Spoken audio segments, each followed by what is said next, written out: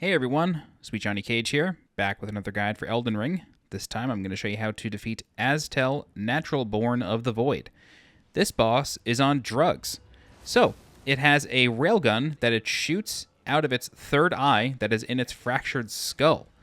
The way to dodge it is when you see the boss nod its head, that is when you want to roll. You can roll through it. It's a hit scan sort of railgun kind of thing, so left, right, center, doesn't matter. Just don't roll backwards.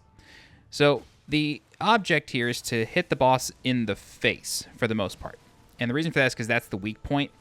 It is pretty much like it's hittable from its limbs, but its limbs are always moving, and most of the attacks come from the front hands or the skull. So you want to try your best to stay in front of the boss as often as possible, or at least around its skull. When the blue eye glows and the pincers glow, that is a big grab that the boss is going to attempt to do. You want to just wait for the boss to move its head towards you and then roll. It's basically like freaking you out the whole time, as most grab attacks do from bosses, so just be careful there. When the boss puts a purple orb on the ground with one of its hands, there's going to be 2 shockwaves that emit from it. You can roll through those. The timing is a little tough. Otherwise, you can just roll or run to the back of the boss, and you should be able to avoid it.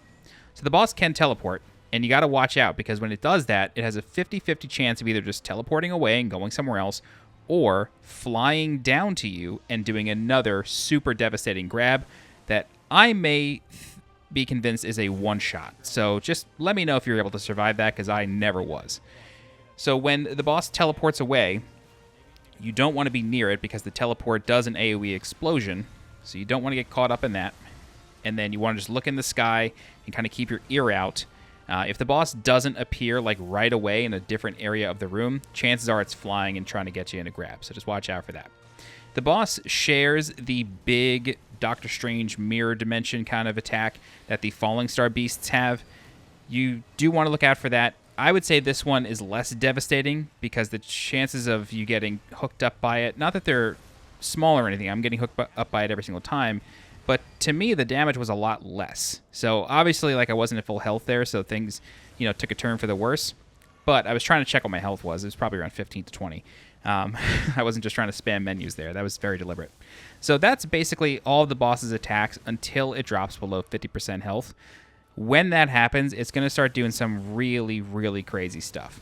For now, though, in Phase 1, the boss will constantly do these like big sweeping strikes that result in stardust being put down in front of it, and then that stardust will explode. So that's why staying in the boss's face or behind its head is really, really key. That's always going to be helpful to you.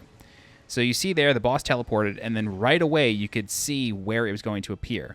If you don't see that right away, chances are it's in the air to grab. So this is that big attack that it can do once it gets near or below 50% HP. I think it's probably somewhere closer to 60%. That's really the big new attack that it gets. Everything else is mostly the same. When you notice the boss clicking its pincers, it's going to do like a swipe towards you a couple times. You should be on the lookout for that. One thing I do want to mention is I shouldn't say do not, but in my kind of experience here, I normally use a big 2-handed weapon. When fighting everything, it's a big greatsword. Bringing that into this boss fight was really painful, because the attacks were so slow that the boss could basically follow up on me no matter what. I could barely do any damage without taking a ton of damage myself. So I recommend using a faster weapon. It doesn't have to be a rapier fast. It doesn't have to be crazy. It could just be a longsword that's really leveled up. That's all it needs to be. So just keep that in mind. You want something fast, not too lumbering, not too slow. So you saw the grab there. The boss basically teleported from the sky and then flew down. He didn't teleport somewhere else in the room. So this is the big meteor attack. One of the ways you can help yourself with this is to get as far away from possible and then just run in one direction so you can see which meteor is coming towards you, and then just dodge that 1 or 2 that may be heading in your general direction. It'll always be at least 1. I usually got 2. Sometimes I even got 3. They're pretty big, and you don't want to spam roll. It could just be kind of hard to tell how many are showing up to come and get you. So just be on the lookout for that, but being far away helps a great deal. Luckily, Astel was kind enough to push me out of the way of that explosion, so thank you very much. And yeah, that's sort of the fight. So he'll go down. There's no, special phase 3 or anything. That's the whole fight. and this unlocks a really cool area that you may have been wondering how to get to before. So I'll leave that surprise for you.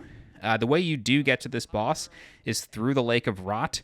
When you get to the big ruins area after the big lake, look for a coffin and you'll go down here. So that's how you get here.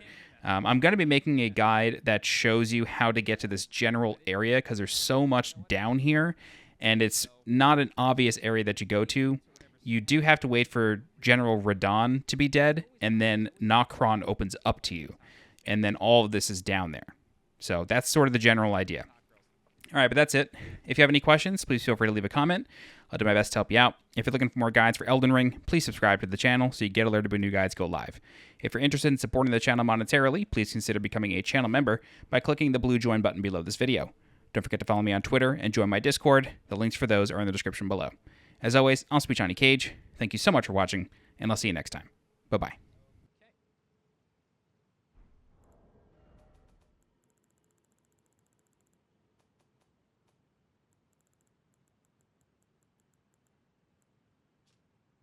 Remembrance of Astel, Naturalborn of the Void, hewn into the Erd Tree. The power of its namesake can be unlocked by the Finger Reader. Alternatively, it can be used... Okay.